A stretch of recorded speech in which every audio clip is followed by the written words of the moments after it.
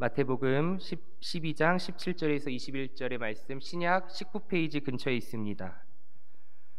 우리 한 절씩 교독하시면서 마음에 받겠습니다. 제가 먼저 17절의 말씀을 읽겠습니다. 이는 선지자 이사야를 통하여 말씀하신 바 보라, 내가 택한 종 곧 내 마음에 기뻐하는 바 내가 사랑하는 자로다. 내가 내 영을 그에게 줄 터이니 그가 심판을 이방에 알게 하리라. 그는 다투지도 아니하며 들레지도 아니하리니 아무도 길에서 그 소리를 듣지 못하리라. 상한 갈대를 꺾지 아니하며 꺼져가는 심지를 끄지 아니하기를 심판하여 이길 때까지 하리니. 함께 읽겠습니다. 또한 이방들이 그의 이름을 바라리라 함을 이루려 하심이니라. 아멘. 할렐루야. 네, 복된 하루를 잘 보내시고 이 자리에 오신 줄 믿습니다. 수요 예배를 하나님께 드릴 수 있도록 우리를 허락하신 하나님께 감사와 영광을 올려드립니다. 우리가 모든 상황 가운데서도 감사할 수 있는 우리의 삶이 되기를 소망합니다. 기도 가운데서도 말씀 함께 또 기도했듯이 우리의 입술이 범죄치 아니하고 오늘도 주 앞에 겸손히 나와 주의 뜻을 묻는 이 복된 삶이 오늘도 내일도 이어지기를 축복합니다. 그래서 축복의 인사를 서로 나누는 것이 너무나도 중요합니다. 우리 세 번의 인사가 있는 거 아시죠? 첫 번째 인사는 뭐지요? 주님의 이름으로 사랑하고 축복합니다. 함께 인사해 볼까요? 주의 이름으로 사랑하고 축복합니다. 정말 주님 안에서 사랑하고 축복합니다. 두 번째 인사는 우리는 모두 하나님의 자녀입니다. 세 번째는 소리가 더 커야 됩니다. 이 마이크에 들어올 정도로. 네, 좀 길어요. 그래서 올려놨습니다. 주님이 우리 안에 거하시니 참된 기쁨과 소망이 넘칩니다. 참된 기쁨과 소망이 넘칩니다. 아멘입니다. 우리가 누구의 안에 거하니? 주님 안에 거하니. 네. 세상은 이런 기쁨을 앗아갈 때가 얼마나 많은지 모릅니다. 하지만 주님 안에 거하니 세상이 줄 수 없는 참된 평강과 기쁨과 감사와 소망이 넘칩니다. 오늘은 기독교가 직면한 12가지 질문 중 두 번째 질문인 기독교는 다양성을 짓밟지 않는가 이 질문을 가지고 함께 이야기를 나누고자 합니다. 시작하기에 앞서서 성경 가로 세로 퍼즐 우리 몸과 마음을 열어보고자 합니다. 저는 지난 시간에 너무 빨리 맞춰서 좀 어려운 거를 찾아야 되겠다 했는데 우리 목사님들께서 지금이 딱 좋다고, 네, 다들 자신감 있게 하시는 모습이 너무 좋다고 하셔서 오늘도 우리가 가장 많이 또 성경 통독할 때 집중해서 읽는 창세기 첫 번째 성경을 가지고 우리 한번 마음과 몸을 풀어보도록 하겠습니다. 준비되셨나요? 네, 창세기 문제 시작하겠습니다. 첫 번째 문제입니다. 우리 가로, 네, 세로 문제이죠. 세로 문제 한번 읽겠습니다. 하나님께서 둘째 날 창조하신 것은 무엇이죠?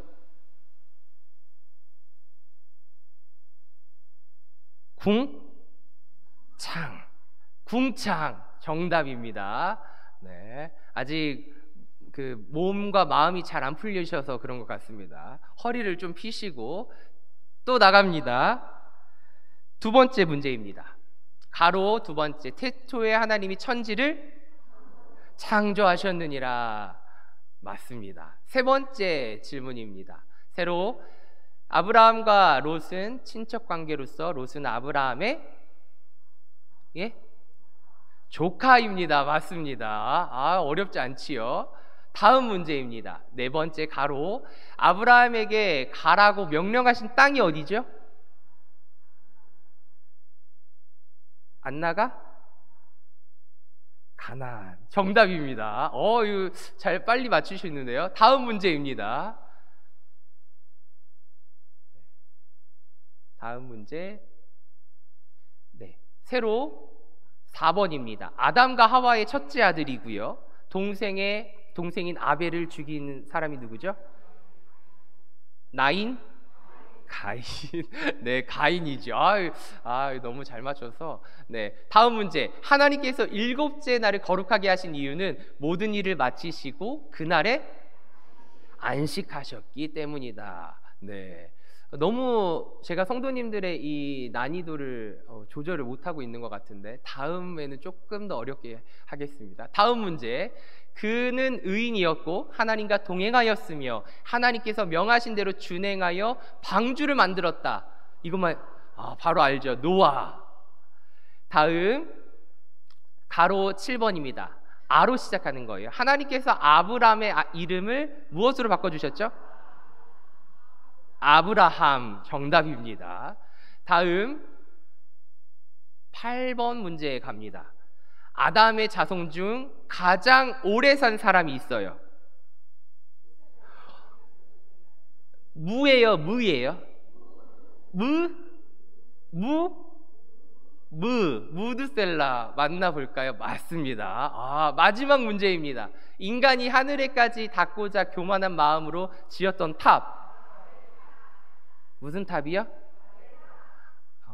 이 마지막 문제여서 한 목소리로 무슨 탑이요?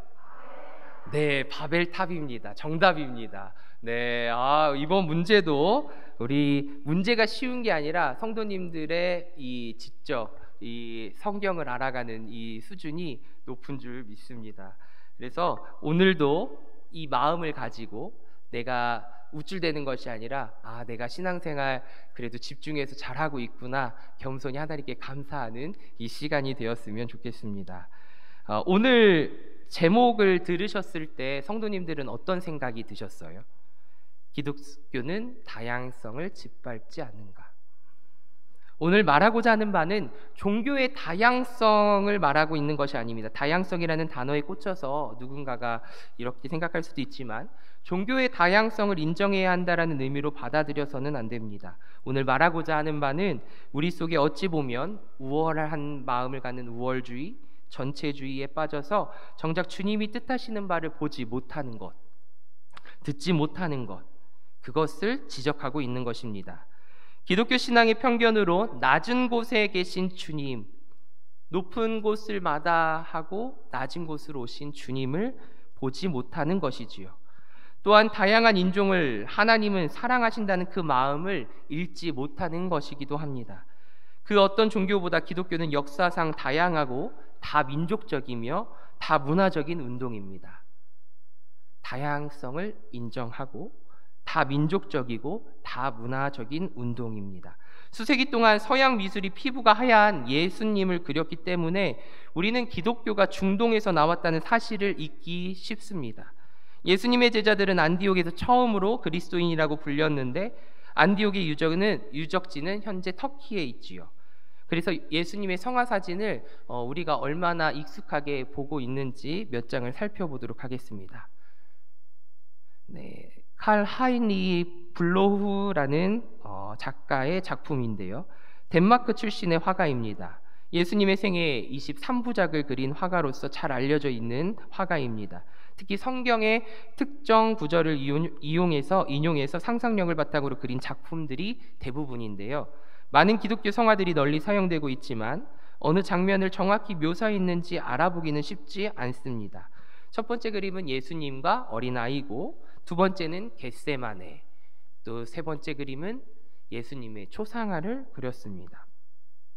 이런 면에서 이 작가의 작품은 성경과 매치시켜 성화를 감상할 수 있는 장점들이 있습니다. 두 번째 또 그림인데요, 십자가와 예수님입니다. 기독교 성화에서 예수님과 십자가 관련된 주제를 생략할 수 없지요. 성화에서는 주로 예수님께서 십자가를 들고 지고 가는, 이동하시는 모습을 표현한 작품이나 십자가에 못 박히신 장면, 그것을 표현한 작품들이 많이 그려집니다. 그 엘그레코의 작품인데요, 십자가를 진 그리스도, 두 번째 십자가에 못 박히신 그리스도, 세 번째 칼 아일린 블로우가 한 시련이라는 작품입니다. 대부분 피부색이 그렇게 검하지는 않은 것 같아요. 그렇죠? 부활절을 보내고 십자가에 달리신 예수님의 사진을 두고두고 보십니까? 사순절 때 엄청나게 몰아서 보시고 그 이후에는 잘 안 보실 것 같은데, 우리는 날마다 십자가의 사랑을 잊지 말고 늘 주의 사랑, 그 십자가의 사랑을 묵상해야 합니다. 우리가 오해하고 있는 것 중에 하나가 있는데, 백인 선교사를 통해서 식민지 아프리카에 최초로 기독교가 전해졌다는 것입니다. 신약 성경에서 우리는 고등교육을 받은 이 아프리카 사람을 만나게 되는데요. 어디에서요? 신약 성경에서 보면 아프리카의 최초 고등교육을 받은 아프리카 사람이 나온다는 거예요. 그는 기독교가 영국이나 미국에 들어가기 수세기 전에 이미 예수님의 제자가 되었습니다. 사도행전 8장에 하나님이 빌립을 에티오피아 내시가 탄 수레로 보내셨고 이루어지는 그 장면들이 나옵니다. 좀 길지만 그래서 함께 읽어보면서 다시금 그 상황을 묵상해 보고자 합니다. 사도행전 8장 26절에서 39절의 말씀, 좀 긴 구절이어서 저랑 여러분이 한 구절씩 교독하시면서 말씀을 보도록 하겠습니다. 제가 먼저 읽겠습니다. 주의 사자가 빌립에게 말하여 이르되 일어나서 남쪽으로 향하여 예루살렘에서 가사로 내려가는 길까지 가라 하니 그 길은 광야라. 일어나 가서 보니 에티오피아 사람 곧 에티오피아 여왕 간다게의 모든 국고를 맡은 관리인 내시가 예배하러 예루살렘에 왔다가 돌아갔는데 수레를 타고 선지자 이사야의 글을 읽더라. 성령이 빌립더러 이르시되 이 수레로 가까이 나아가라 하시거늘 빌립이 달려가서 선지자 이사야의 글 읽는 것을 듣고 말하되 읽는 것을 깨닫느냐. 대답하되 지도해주는 사람이 없으니 어찌 깨달을 수 있느냐 하고 빌립을 청하여 수레에 올라 같이 앉으라 하니라. 읽는 성경을 구절은 이것이니 일러스되 그가 도살자에게로 가는 양과 같이 끌려갔고 털 깎는 자 앞에 있는 어린 양이 조용함과 같이 그의 입을 열지 아니하였도다. 그가 굴욕을 당했을 때 공정한 재판도 받지 못하였으니 누가 그의 세대를 말하리요. 그의 생명이 땅에서 빼앗김이로다 하였거늘. 그 내시가 빌립에게 말하되 청컨대 내가 묻노니 선지자가 이 말한 것이 누구를 가리킴이냐, 자기를 가리킴이냐, 타인을 가리킴이냐. 빌립이 입을 열어 이 글에서 시작하여 예수를 가르쳐 복음을 전하니 길 가다가 물 있는 곳에 이르러 그 내시가 말하되 보라 물이 있으니 내가 세례를 받음에 무슨 거리낌이 있느냐. 이에 명하여 수레를 멈추고 빌립과 내시가 둘 다 물에 내려가 빌립이 세례를 베풀고 둘이 물에서 올라올세 주의 영이 빌립을 이끌어 간지라. 내시는 기쁘게 길을 가므로 그를 다시 보지 못하니라. 아멘. 이 이야기는 사도 바울을 처음으로 언급하는 내용과 다마스쿠스 이 다메섹으로 가는 길에서 바울이 대형 사고처럼 경험한 이 계종 사이에 놓여 있는 사건입니다. 이 두 이야기 모두 분명히 하나님이 세심하게 연출하신 것이 두드러지게 보입니다. 이 에티오피아 관리가 고국에 돌아가 간다게 여왕의 궁정에서 예수에 대한 메시지를 전했을 때 사람들이 어떻게 반응했을지에 대해서는 기록된 게 없습니다. 그러나 우리가 실제로 아는 사실은 4세기의 두 노예 출신 형제 덕분에 에티오피아와 에그리트레아가 급격히 기독교화가 되었고 그리하여 세계에서 두 번째로 공식 기독교 국가가 건립되었으며 이는 로마의 기독교화보다 반세기 앞선 일이라는 것을 우리는 알고 있어야 합니다. 뭐 더 먼저 이 아프리카 사람들이 복음을 전해 들었고 많이 믿었다는 것이지요.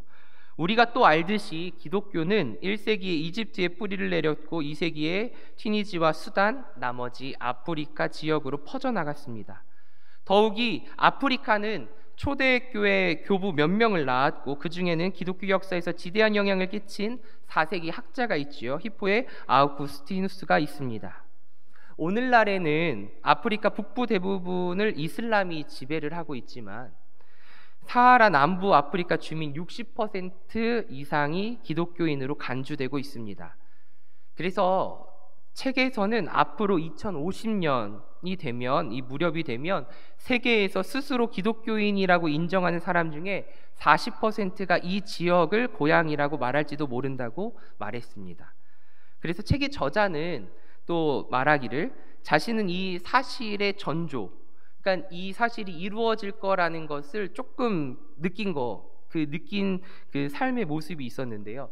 지역 공동체에서 보았다고 합니다. 딸 아이의 초등학교 기독교 동아리에 있는 어린이 중에 거의 절반이 아프리카계 이민 1세대라고 하고요. 대부분은 에티오피아와 에리트레아 출신이라는 것입니다.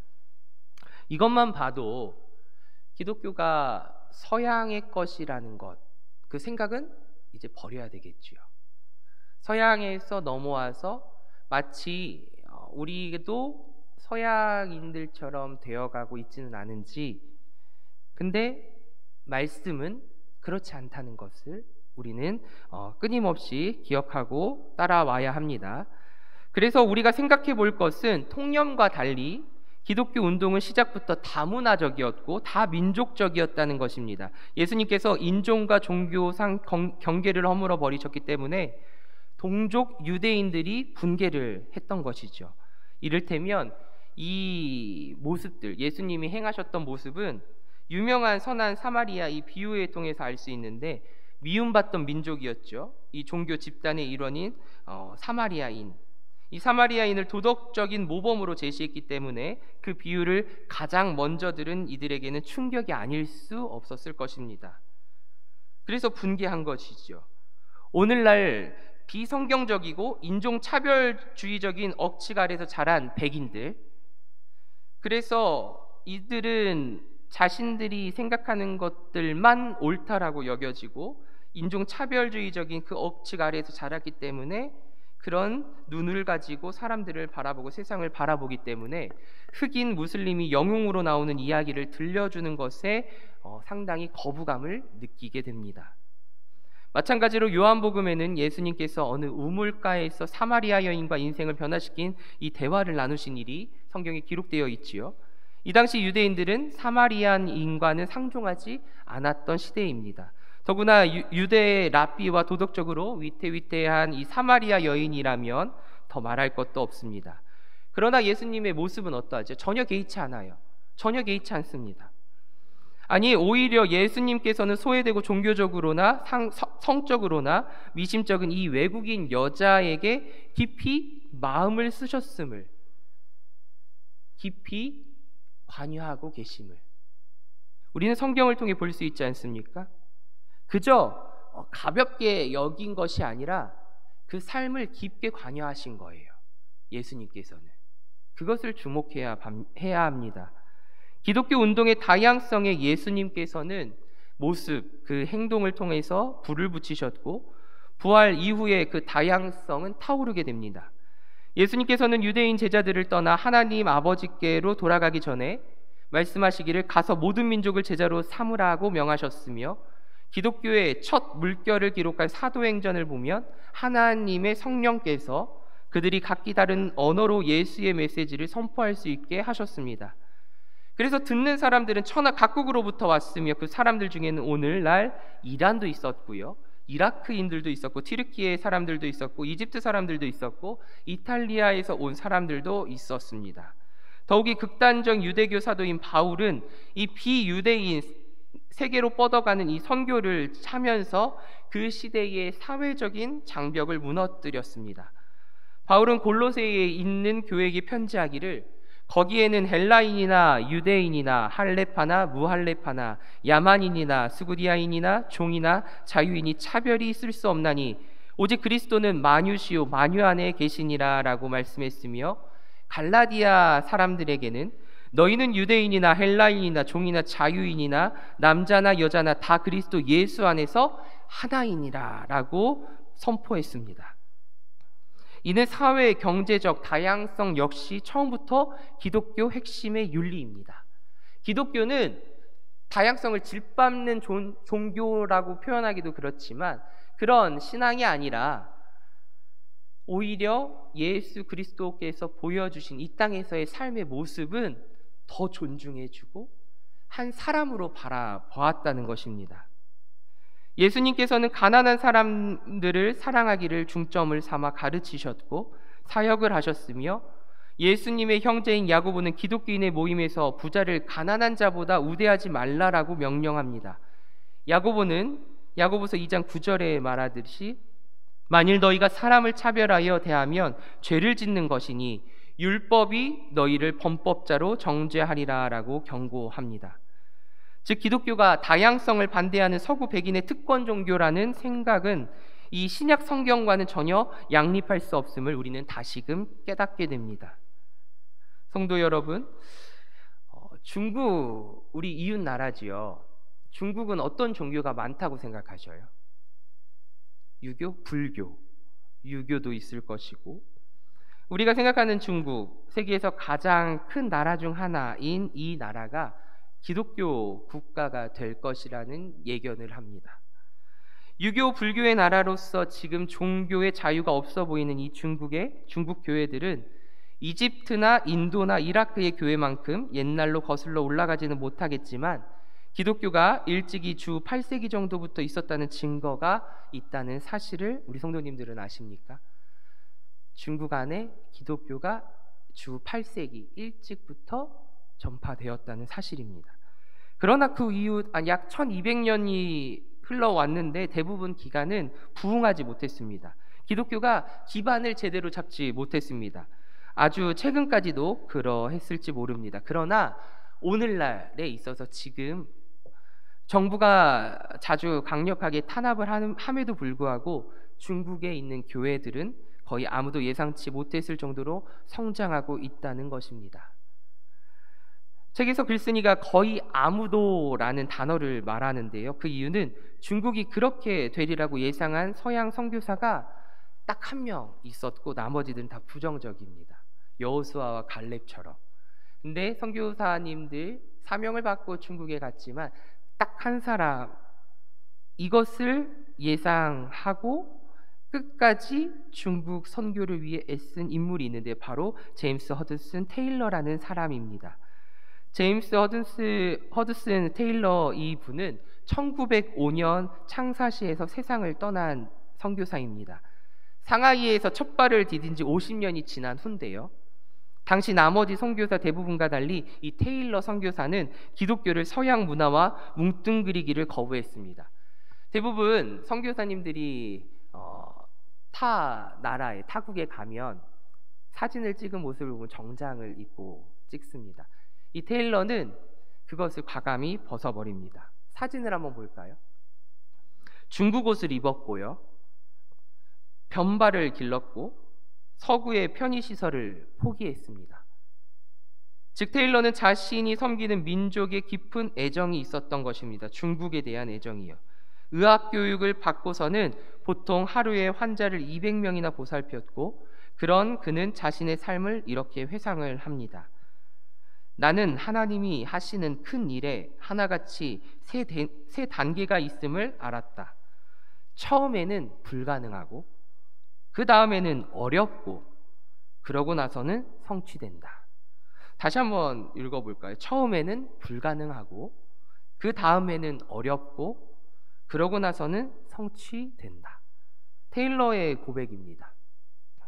테일러는 자신이 사랑하는 나라의 회심 1단계와 2단계 사이에서 살았다면 오늘날 우리는 몇 단계에서 2단계에서 3단계, 이 2단계와 3단계 사이에서 살고 있는 듯해 보입니다.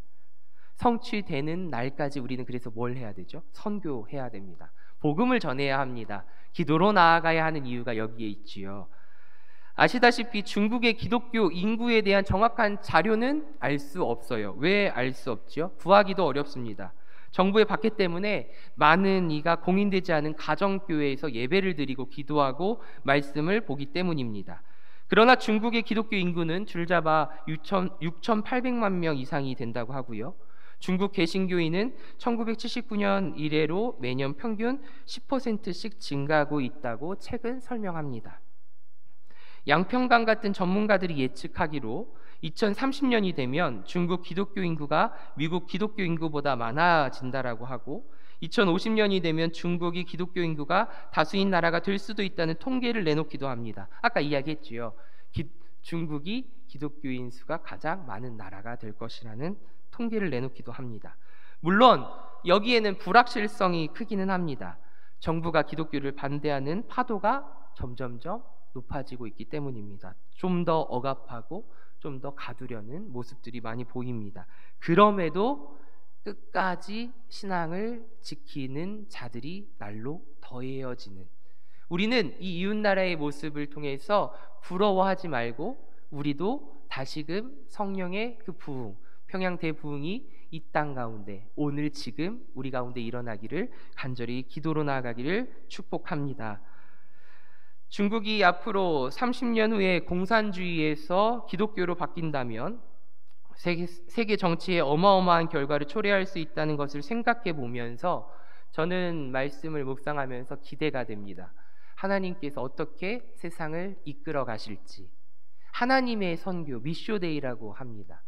이 하나님의 선교, 우리가 그 하나님의 역사하심에 동참하기도 하고 믿음의 눈을 들어 하나님이 함께 하시는, 그리고 하나님이 역사하시는 그 모습을 바라보면서 하나님이 하나님 되심을 찬양하는 우리의 입술, 우리의 삶이 되기를 축복합니다.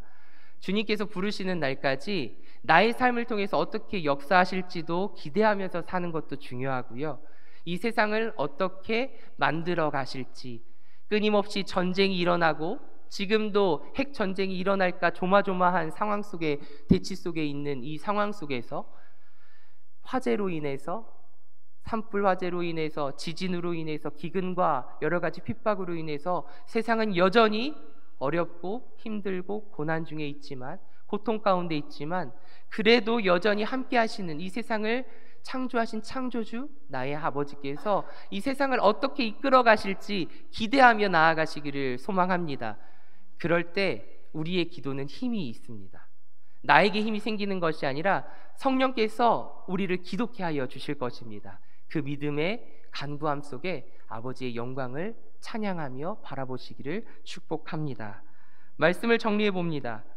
성도님들도 느끼다시피 오늘날 기독교가 알게 모르게 행하고 있는 그 우월감으로 인해서 누군가를 아프게 하고, 누군가를 차별하고, 누군가를 억압하고, 때로는 누군가를 소외시키고 있다는 느낌을 받고 계시는지요?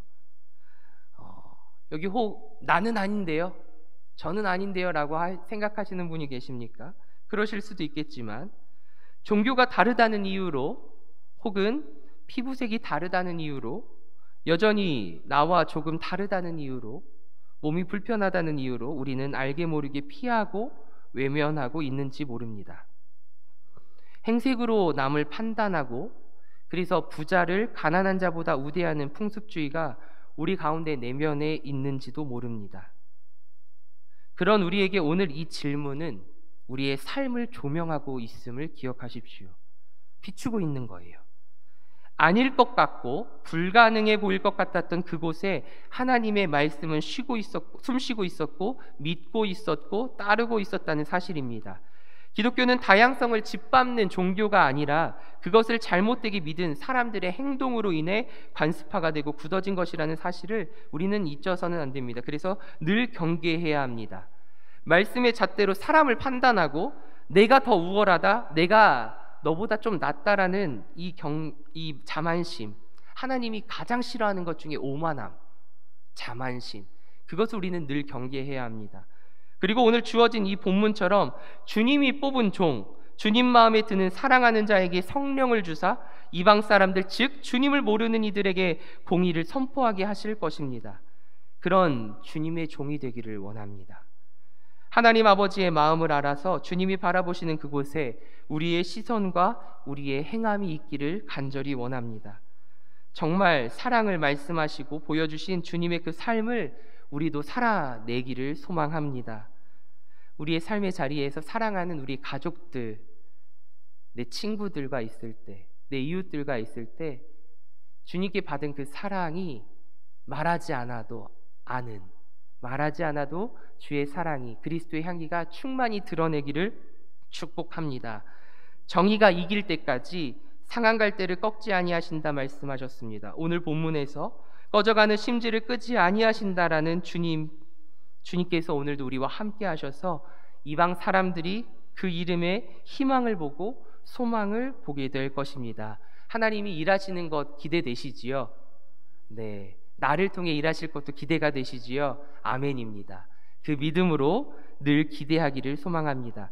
오늘도 세상 사람들은 믿는 사람들, 예수님을 믿는 사람들을, 그리고 기독교인들의 그 추함을 고발합니다. 그렇다고 우리가 포기해서는 안 되겠지요.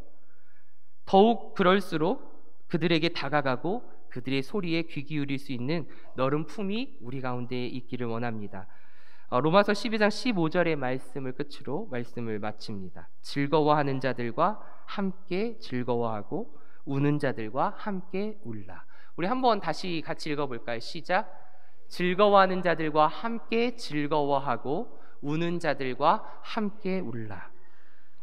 이 넓은 품, 이 믿음 가운데 점점점 깊어지고 넓어지는 이 품, 마음, 이 마음으로 사람들을 품고 나보다 남을 낮게 여기며 믿음의 공동체 안에서 하나님의 참된 사랑을 몸소행하며 모든 이들을 귀히 여기는 복된 삶, 그 삶이 되시기를 좋으신 예수님의 이름으로 축원합니다. 아멘.